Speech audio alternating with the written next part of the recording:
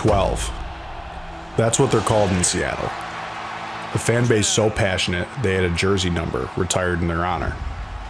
But it wasn't always this way. As far as NFL franchises are concerned, the Seattle Seahawks are still relatively young by that standard. However, over the course of their history, they've etched their name into NFL lore. This is the story of an expansion franchise in the northwest corner of the country who survived plenty of heartache, a threat to move the team, and one of the most devastating losses in NFL history, only to become two-time Super Bowl champions. The Seahawks, Super Bowl champions for the second time.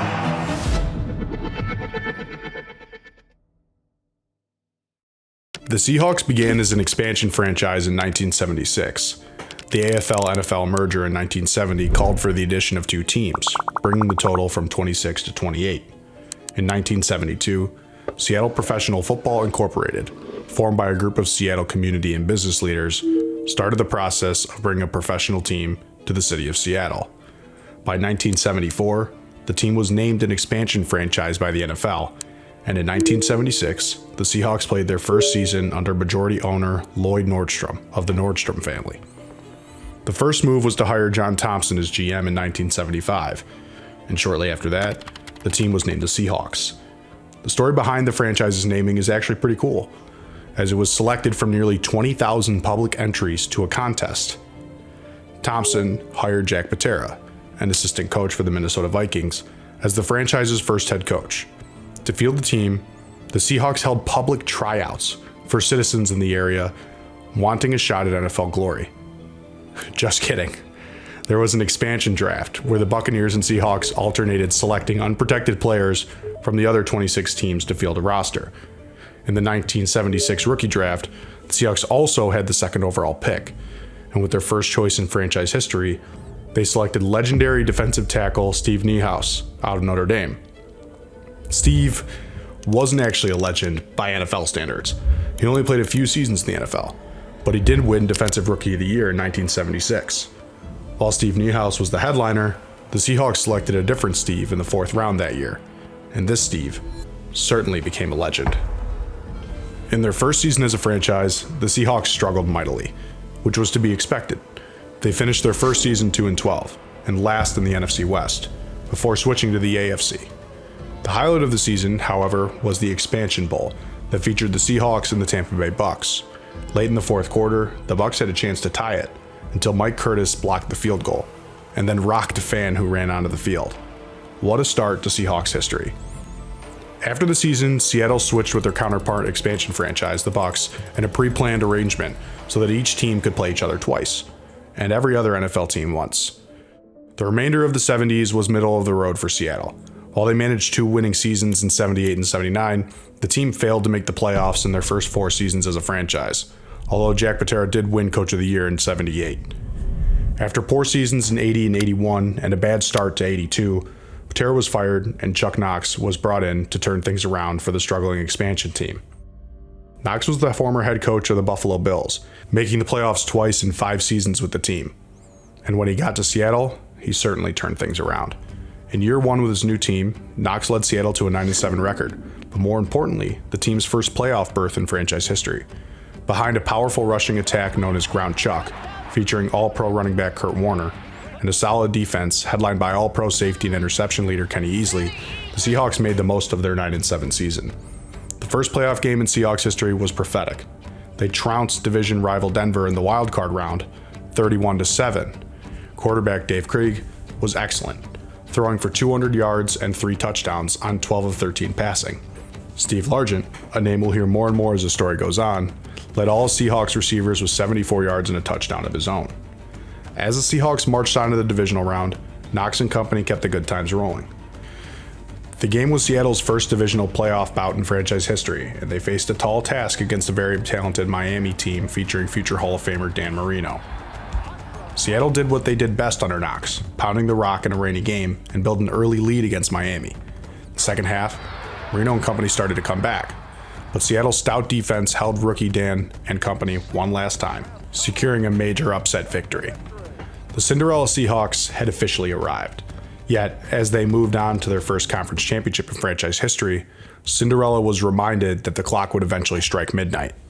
Matched up with another division rival, the 1983 Seahawks' magical run came to an end when they were defeated soundly by Tom Flores' 12-4 Raiders, 30-14, who went on to win the Super Bowl. After '83, the question outside of Seattle was whether the expansion team was here to stay or just a one-hit wonder.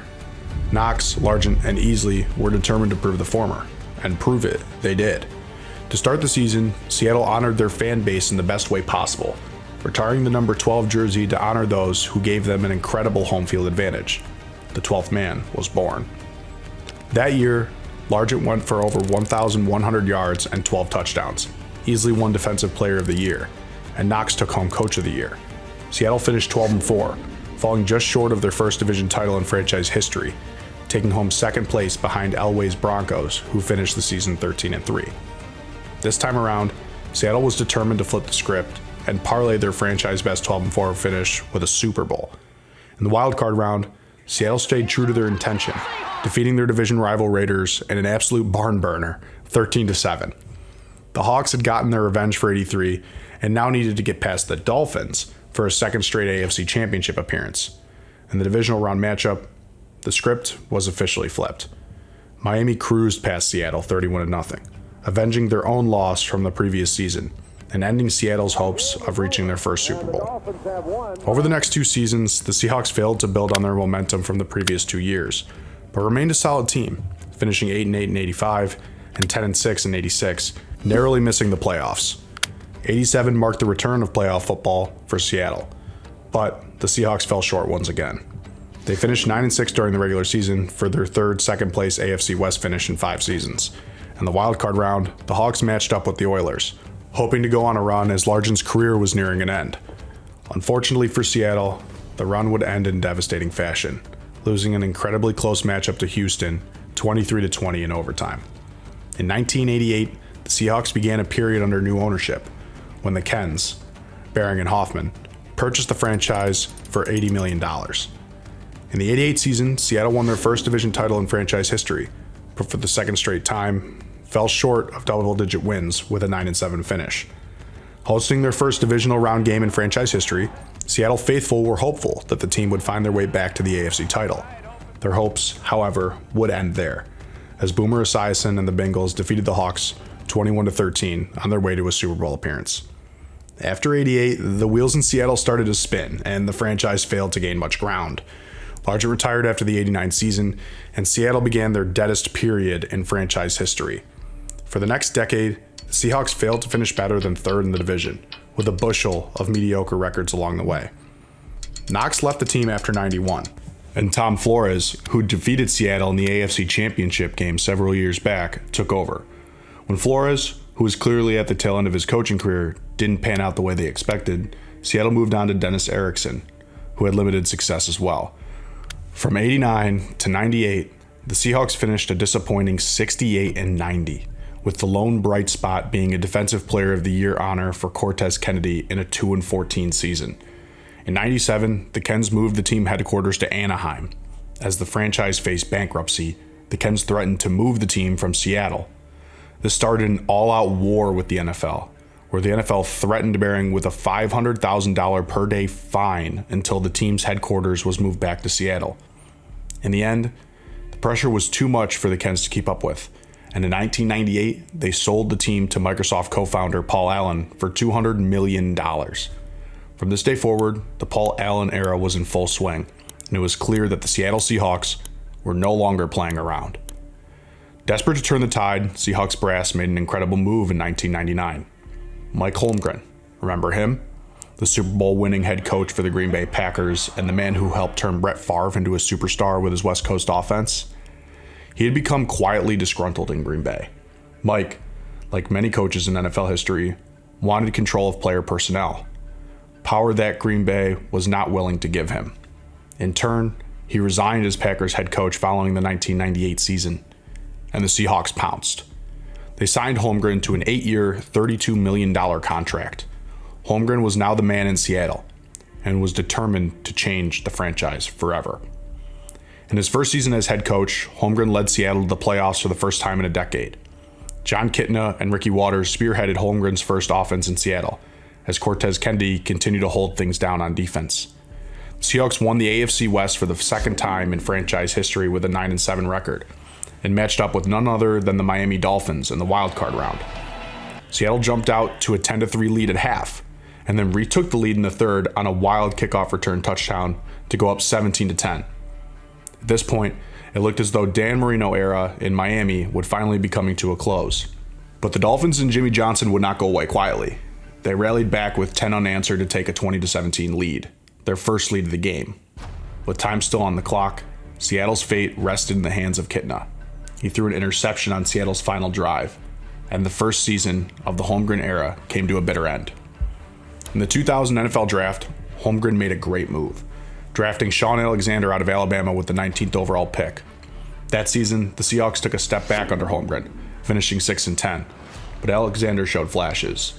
That same year, the Kingdome, longtime home to Seahawks, Mariners, and Supersonics, was imploded. Over the next 2 seasons, the Seahawks would play at the University of Washington Stadium while their new stadium was being built. That offseason, it became apparent that a change at quarterback was needed in order to move forward.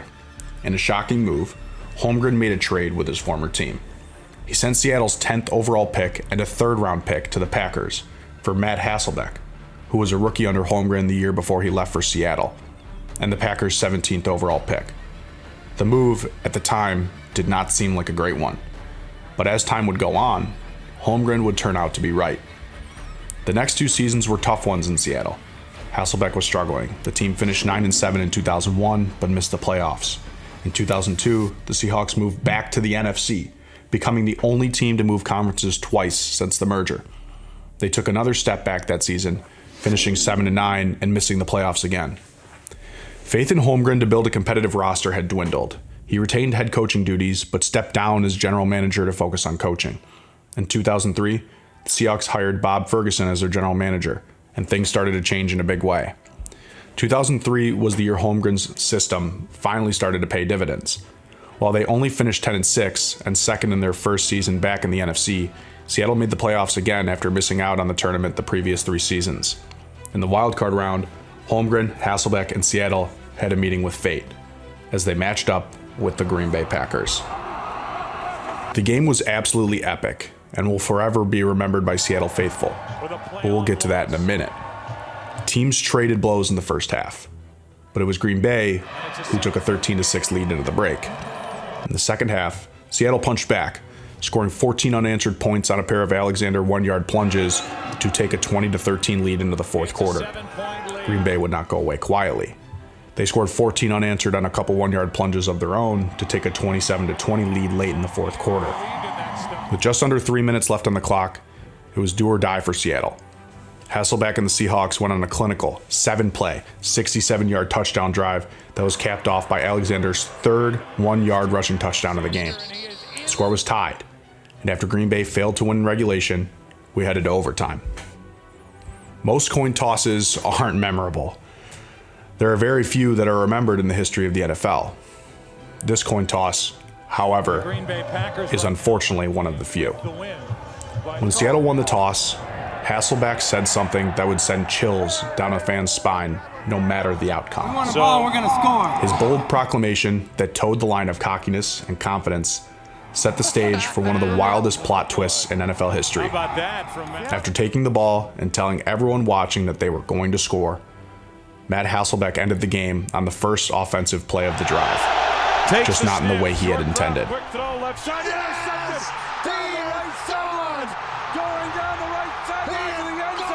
The proclamation, followed by the pick six, almost seemed scripted and will forever haunt Seahawks fans, as well as those who are superstitious. I don't know about you guys, but I hate overpaying for things that I don't need to. When I heard about Upside a couple years ago and found out that I could save money on gas, it was a no-brainer for me. I freaking love this app. The way it works is you basically scroll on the Upside app, you can kind of see all the gas stations in their network. I basically just click one, it tells me what percentage I'm going to be able to get off. I go to that gas station, I use the app, and I get that money added to my account. It's a no-brainer for me. I've loved using it. I've used it for a bunch of years. I'm going to continue using it.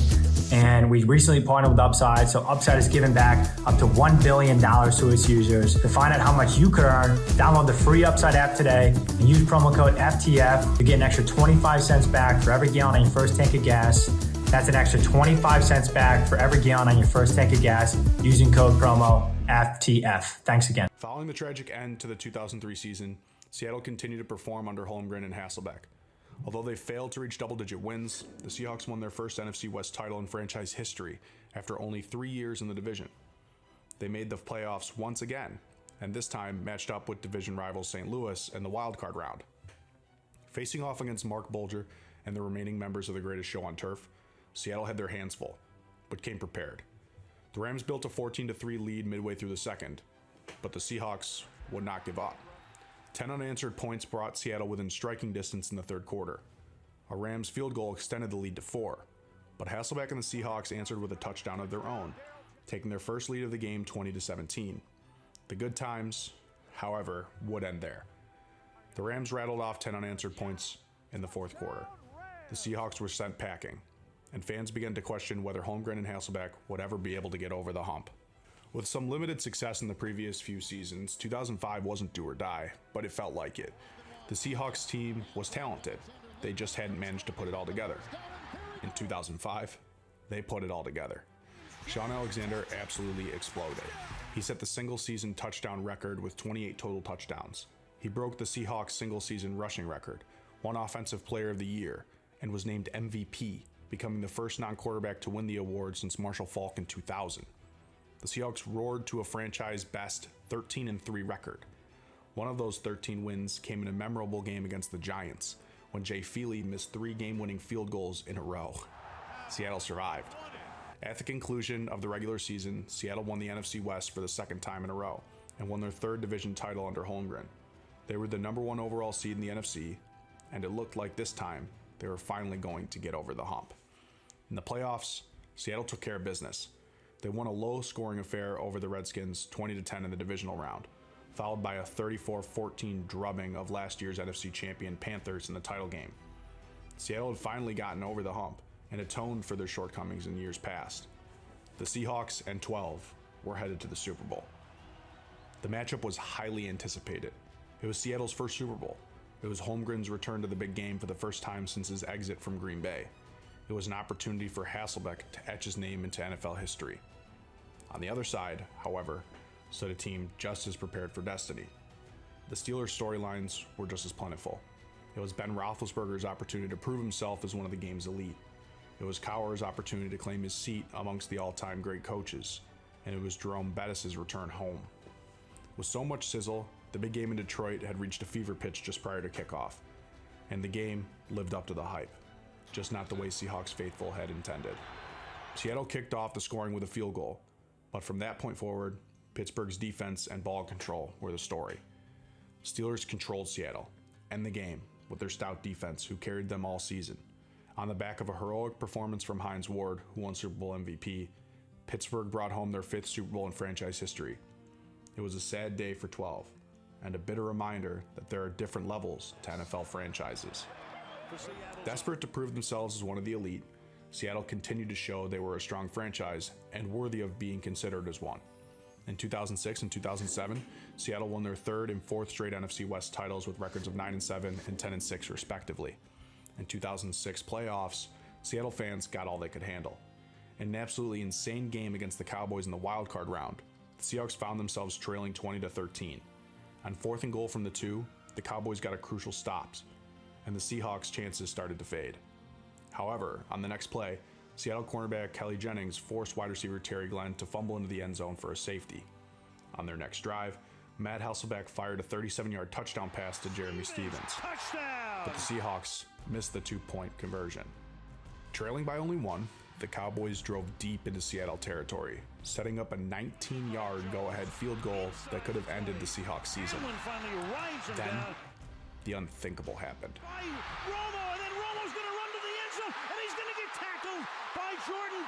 Romo failed to score on the play after fumbling the snap, and Seattle held on to defeat the Cowboys in the wildcard round 21-20.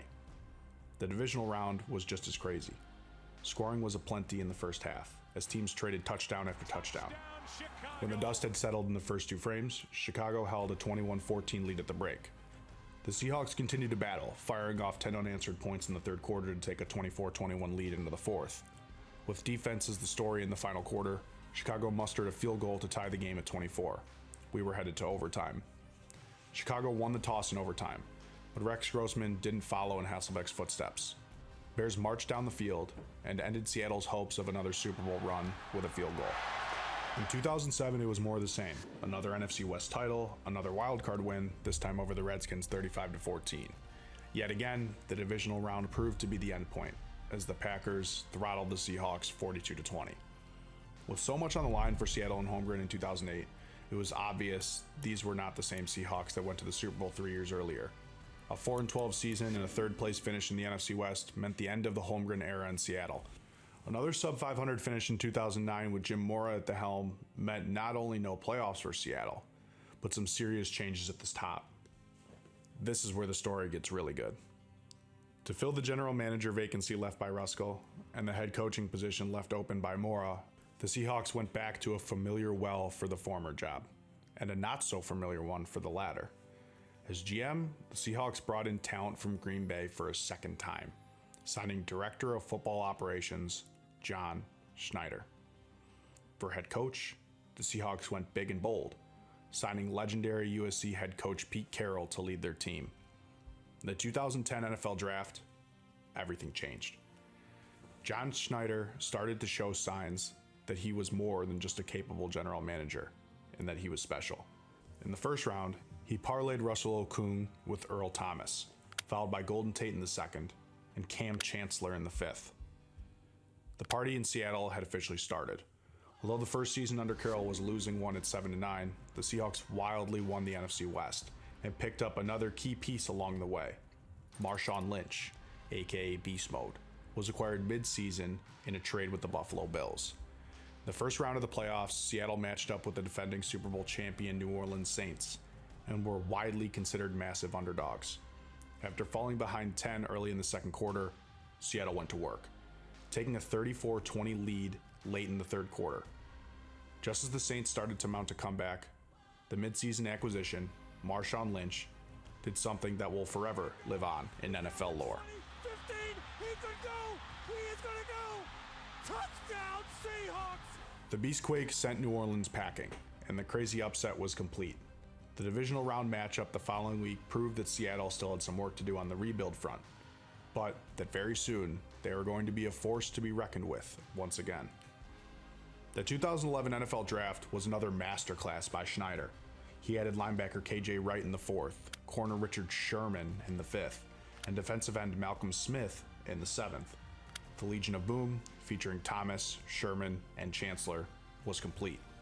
2011 was evidence that Seattle was close to getting over the hump, but was still lacking at the most important position on the field, quarterback. The Seahawks finished 7-9 again, but this time missed the playoffs, and it was time for Schneider to put everything together. Now it's 2012, the year everything changed. This was John Schneider's crown jewel, and arguably the greatest 3-pick run in NFL history by a single team. In the first round, Schneider took defensive end Bruce Irvin. In the second, linebacker Bobby Wagner. And in the third, Schneider got his guy to lead the offense, quarterback Russell Wilson. Success was immediate with the new additions. Seattle finished with their best record under Carroll in 2012 at 11-5, but finished runner-up in the NFC West. One of the highlights of the 2012 regular season came against the Packers early in the year. The highlight of the game, and the play that will forever live in infamy as the Fail Mary. After the regular season concluded, the rookies had proved just how important they were to this rebuild. The wildcard round featured a fantastic matchup between two rookie quarterbacks. Second overall pick and Heisman Trophy winner Robert Griffin III for the Washington Redskins, and Russell Wilson of Seattle. The Rookie of the Year had things going early and often for Washington, as the Redskins took a 14-0 lead in the first quarter. The second quarter was all Seattle, as the Seahawks scored 13 unanswered of their own thanks to a powerful rushing attack with Lynch toting the rock and a strong play-action pass game. After a defensive battle in the third, Seattle kept the good times rolling in the fourth, scoring their 19th unanswered point on a clinical 27-yard touchdown, and then their 21st on a 2-point conversion from Wilson to Miller. Seattle's touchdown drive, however, was not the most tragic thing to happen to Washington in the fourth quarter, as RG3's knee gave out on the ensuing drive. And there goes RG3 down in a heap. Seattle kicked a field goal after recovering a fumble to go up 24-14 and moved on to the divisional round. The divisional round game against the Falcons and Matt Ryan was absolutely nuts. Let's flash forward to the fourth quarter. It had been all Falcons thus far, and it looked as though Seattle was going to get throttled. The Seahawks trailed 27-7, but had the ball to start the fourth. With the first possession of the fourth quarter, Russell Wilson capped off an 8-play, 80-yard drive with a 1-yard touchdown, and the comeback was on. On the Falcons' ensuing drive, Earl Thomas, the first member of the Legion of Boom drafted, made a huge interception. That was the spark Seattle needed. 4 plays later, Zach Miller was in the end zone on a 3-yard pass from Wilson. Seattle now trailed by 6. The team traded punts on the next 2 drives, with a little over 3 minutes remaining in the fourth quarter. Seattle got the stop they needed, forcing the Falcons to punt. The ball was in Russell Wilson's hands, and he put together a drive to remember. 7 plays, 60 yards. Lynch punched it in from the 2 with just over 30 seconds left. The Seahawks had a 1-point lead. The Falcons looked as though they had just blown a massive fourth quarter lead. Was it Seattle's time? Unfortunately, it was not.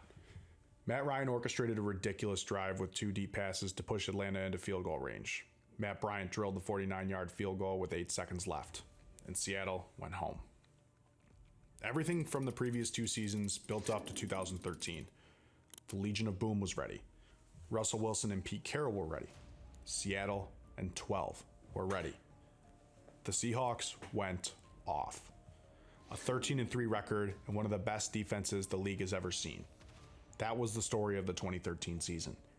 Seattle got the number 1 overall seed. They had won the NFC West for the second time under Carroll.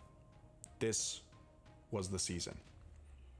In the wildcard round against the Saints, Seattle showed just how talented their defense was. They held Drew Brees to 15 points, winning 23-15, and marched on to the NFC title matchup with the 49ers, where there was more than bad blood. It felt like there was hatred. Pete Carroll and Jim Harbaugh, a rivalry dating back to their days at USC and Stanford. Michael Crabtree and Richard Sherman, the matchup everyone wanted to see. Early on, it was all Niners, taking a 10-0 lead in the second. But Seattle recognized the moment and knew it was their year. They added 3 before half, and Marshawn Lynch put his stamp on the game with a huge 40-yard touchdown run. The 49ers fired right back with a touchdown of their own, 17-10. Seattle added 3, 17-13. The Legion of Boom forced a punt. Wilson threw a 35-yard dot to Jermaine Kearse on the next drive, 20-17 Seattle. The Seahawks had their first lead of the game. It was now time for the Legion of Boom to show everyone why they were so special. The first 49ers comeback attempt ended with a fumble recovered by the Seahawks. The Seahawks then turned the ball over on downs. The next 49ers comeback attempt, an interception by Cam Chancellor. The talented Seahawks defense wasn't messing around. Russell Wilson and company added another 3, going up 23-17, and San Fran had one last shot. Kaepernick drove the 49ers deep into Seattle territory. They were down to the 18 with 30 seconds left, and it looked like San Fran might march on to the Super Bowl. Until they tried Sherman. A ridiculous play by the most boisterous member of the Legion of Boom sealed it for Seattle. They were headed to the Super Bowl. After the game, Sherman made sure everyone knew who he was and who Crabtree wasn't in this iconic interview. Well, I'm the best corner in the game. When you try me with a sorry receiver like Crabtree, that's the result you're going to get. Don't you ever talk about me. The Super Bowl stage was set. It was the best offense in the history of football versus the Legion of Boom. Denver with 3 Super Bowl rings, Seattle looking for their first. In the highly anticipated matchup, the game came down to the wire. And by the wire, we mean the first play of the second half. Seattle absolutely throttled Denver. They did it with defense, they did it with offense, and they did it with special teams on the opening kickoff of the second half. The highlights were aplenty, but none bigger than this play by Malcolm Smith in the first half to give Seattle a 21-0 lead. To open the second half, Percy Harvin took the opening kickoff back to the house, and the route was on. The Seahawks built a 36-0 lead. By the time the Broncos' high-powered offense finally woke up, the game was already over. A 43-8 throttling by the franchise so desperate for recognition was poetic. The Legion of Boom was validated. Pete Carroll was crowned one of the greatest coaches of the sport. And John Schneider, the mastermind behind it all, couldn't help but smile. Seattle had finally done it. After years of heartache, the expansion franchise had finally reached the apex of professional football. They were Super Bowl champions. Malcolm Smith, remember him? The 7th round pick in Schneider's 2011 class? He won Super Bowl MVP for his incredible performance. Party on, Seattle. Your 2013 Seahawks finally did it. 2014 was about justification more than it was celebration. The Seahawks were reigning champs, but they were out to prove it. Seattle went 12-4 and won the NFC West for the second straight season. They achieved another first-round bye and matched up with the Panthers in the divisional round. The Legion of Boom showed they were way more than a one-hit wonder. The Seahawks took a 14-10 lead into halftime and never looked back. The defense kept a budding superstar in Cam Newton in check, outscored the Panthers 17-7 in the fourth, and punched their ticket to a second straight NFC Championship game. Let's fast forward a little bit. It's 19-7 with a little over 5 minutes left in the fourth quarter. Russell Wilson just threw his 4th interception of the game, and it appears as though time has run out on Seattle's repeat aspirations. Actually, let's rewind just a bit. We can't forget about this ridiculous fake field goal Seattle pulled off to score their first touchdown of the game. Now, let's get back to the fourth. Here's Lacey. The unthinkable happened. In a series of events not even scriptwriters could come up with, Seattle battled back. First, it was a 3-and-out by the Packers. Next, it was a 7-play, 69-yard touchdown drive by Seattle. Seahawks were down 5 with just over 2 minutes to play. Onside kick. Gutsy. Seattle recovered, and we had a whole new ball game. On the next drive, Marshawn Lynch did what beast mode does. 24 yards. Touchdown. Seattle leads. Russell Wilson then makes an absolutely ridiculous play on the 2-point conversion. Seahawks lead by 3. The Packers would not go away quietly. Aaron Rodgers put on a masterclass of his own. Mason Crosby delivered with 14 seconds left. We're headed for overtime. In overtime, Seattle did what champions often do. They capitalized. They won the toss and took the ball. Wilson drove Seattle into Green Bay territory. With the ball at the 35-yard line, Wilson lobbed the ball towards the end zone. Ball game. The improbable comeback was complete. Seattle was headed to their second straight Super Bowl. Seahawks, Patriots, 2015. You know how this story goes. This is a video for 12. Why ruin it? Unfortunately, we have to include it because it's crucial to the story. Seattle had a 10-point lead in the fourth quarter, but they were up against Tom Brady. New England scored once, 24-21. Then again, 28-24. Seattle still had a shot. 7 plays, 79 yards, ball at the 2-yard line. The best power back in the sport in the backfield. We all know how this ends. After the game, it's rumored that chaos broke out in the Seahawks locker room. That's to be expected. Marshawn Lynch laughing at Pete Carroll. Richard Sherman yelling at Pete Carroll. The Legion of Boom had been so dominant. They had just gone to their second straight Super Bowl. Yet, felt like things were coming to an end. Seattle remained very good for the next few seasons, but the wheels slowly started to come off. They went 10-6 in 2015 and beat the Vikings in the first round of the playoffs thanks to a shank from Blair Walsh that could only happen to Minnesota, but lost MVP Cam Newton in Carolina in the divisional round 31-24. Lynch struggled with a sports hernia injury for most of the season and returned for the Panthers game, but he felt it was time to hang it up and announced his retirement the day of the Super Bowl. The first domino had fallen. 2016 for Seattle meant a return to the NFC West throne with a 10-5-1 record. They dominated the Lions in the wildcard round, but got handled by Matt Ryan and the Falcons in the divisional round 36-20. Don't worry, Seattle fans. The Falcons got their dose of New England in the Super Bowl. My question for you guys is, which loss was worse? Yours or theirs? What a comeback! 2017 meant missing the playoffs. The Seahawks finished 9-7, and the Legion of Boom started to depart. First, it was Sherman's release. He had to recover from a serious Achilles injury, and those questions were too much for Seattle leadership. He went on to play for division rival San Francisco after the season. In 2018, owner Paul Allen passed away. The man who kept the Seahawks in Seattle was gone. A truly sad day for Seahawks fans. That season, Seattle was back in the playoffs with a 10-6 record and a wildcard berth. But this wasn't the same Seattle team. With Chancellor and Thomas both out due to injury, the defense had their hands full. Seattle struggled to slow down Ezekiel Elliott. Dallas built a 10-point lead in the fourth quarter that was just too much to overcome. And those were the final days of the Legion of Boom as we knew them. Cam Chancellor had missed the entire 2018 season with a neck injury he never fully recovered from. He retired the following season. Earl Thomas's exit wasn't quite as quiet. Prior to the start of the 2018 season, Thomas held out a training camp with the goal of receiving a new contract. Seattle held strong, and Thomas returned to play anyway.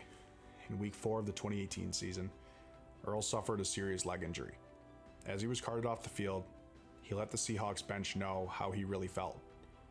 That was the last time we would see Thomas in a Seattle uniform. 2019 meant fresh faces for Seattle. DK Metcalf was selected with the second overall pick in the draft. Marshawn Lynch returned.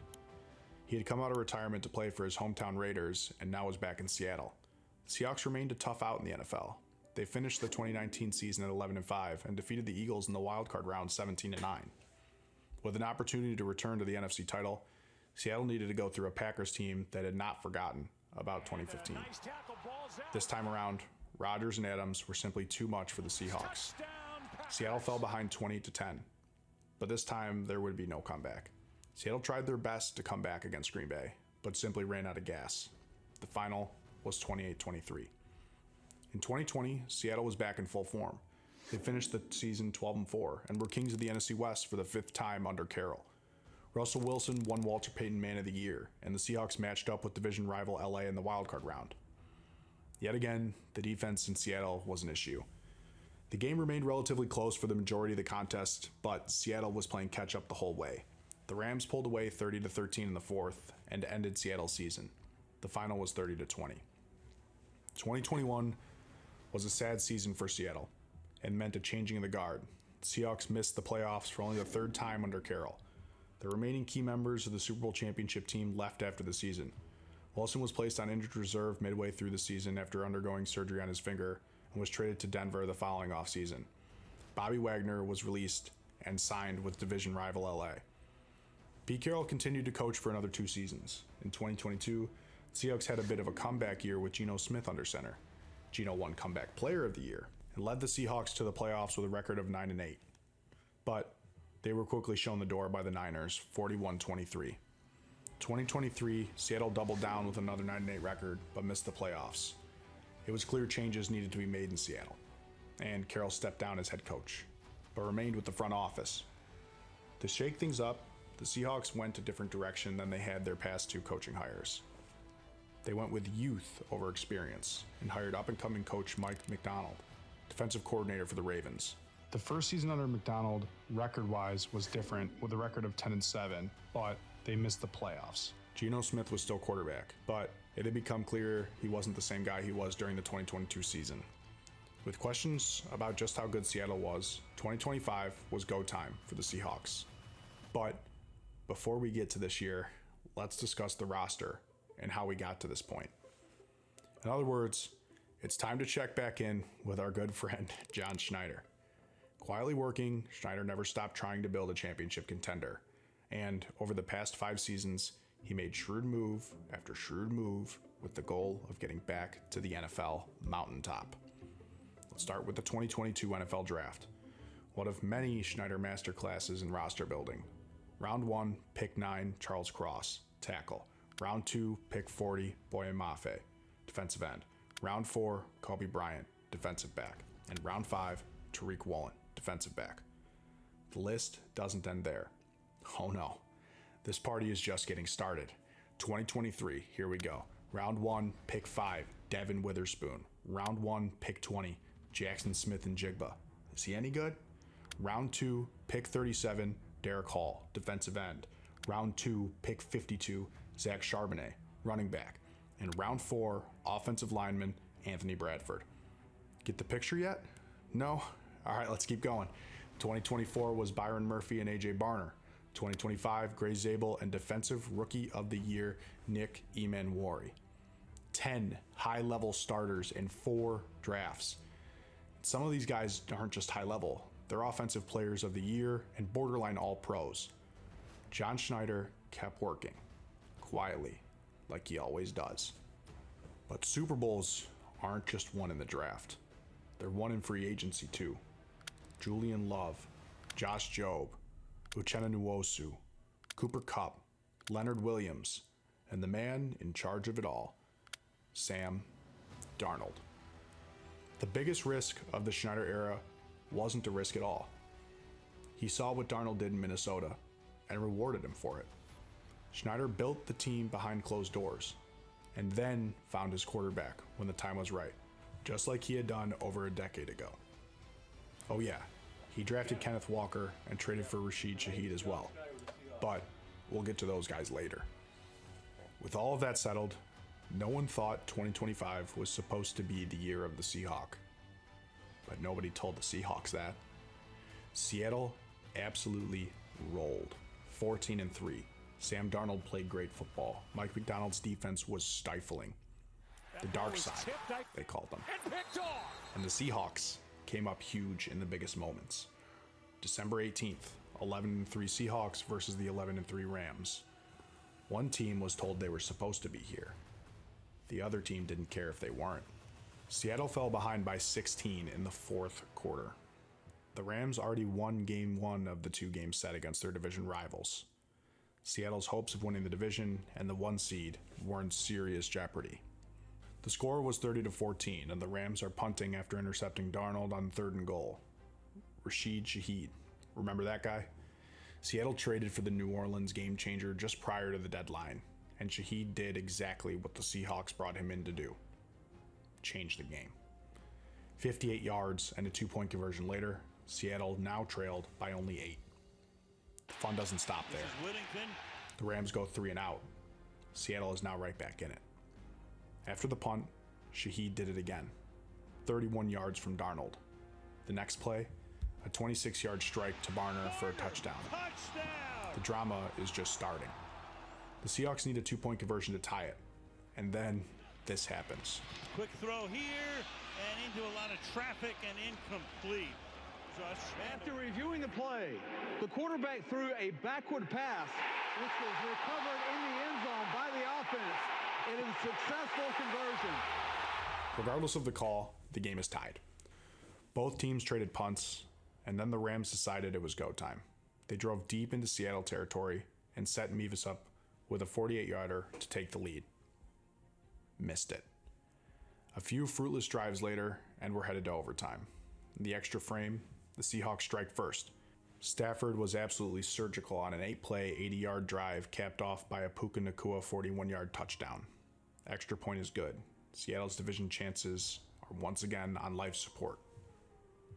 With their last shot, the Seahawks drive all the way down to the Rams' 4-yard line. And Darnold finds JSN for a 4-yard touchdown. Now it's decision time. Kick the extra point for the tie and give Matthew Stafford a chance to ice the game, or go for 2 to end it. Mike MacDonald did what great coaches often do. He went for it all. And Seattle got it. The insane grudge match ended with Seattle victorious. The Seahawks won their final 2 games, got the first overall seed, and were on a mission to prove they were the best team in football. Divisional round against the 49ers. Y'all remember how it went down. 41-6 bloodbath. The Seahawks were back in the NFC Championship game. Rams-Seahawks Part 3 for a trip to the Super Bowl was everything football fans hoped it would be. Seattle jumped out to an early 10-3 lead. The Rams punched back, scoring 10 unanswered points to take a 3-point lead late in the first half. With under a minute left in the second quarter, Sam Darnold and company put together a fantastic drive, capped off with a 14-yard touchdown strike to Offensive Player of the Year Jackson Smith-Njigba. Hawks led 17-13 at the break. 12 was roaring in the second half, and it felt like this game was the Seahawks for the taking. Seattle scored again on the first play off of a muff punt by the Rams. 24-13 Seattle. LA wouldn't go away quietly. 4 plays and 75 yards later, they were back within 4. But the Seahawks kept throwing punches. They put together another 9-play, 65-yard drive of their own to retake an 11-point lead. They were inching closer to their first Super Bowl appearance since that fateful day against New England 11 years ago. The Rams responded again, another touchdown drive just before the fourth quarter. It looked like we were in for another instant classic. But the defenses tightened up in the last frame. Seattle showed why they belonged. When the offense was stopped, the defense came up huge, ending a Rams drive on downs, and then getting the stop they needed on the Rams' final drive to punch their ticket back to the Super Bowl. Seattle, New England. The story couldn't get much better. Over a decade later, both teams had new coaches, new personnel, and new quarterbacks. This time, the story would end differently. The Seahawks proved they were the best team in football with their defense. The pressure they put on Drake May all game was incredible. The running game with Kenneth Walker at times looked impossible to stop. Seattle cruised past New England, righting their wrongs of Super Bowl 49. Kenneth Walker won Super Bowl MVP, and the Seahawks brought home their second Super Bowl in team history. The expansion franchise had a long road to get there. It took almost 40 years for them to win their first one, and now they have 2. Many are wondering if this season was just a miraculous story or a sign of things to come. With a super bright GM, a transformative head coach, and a young talented roster, all signs point toward the latter. This story, for now, ends here. But if you were to ask 12, it looks like the Seahawks story is just getting started.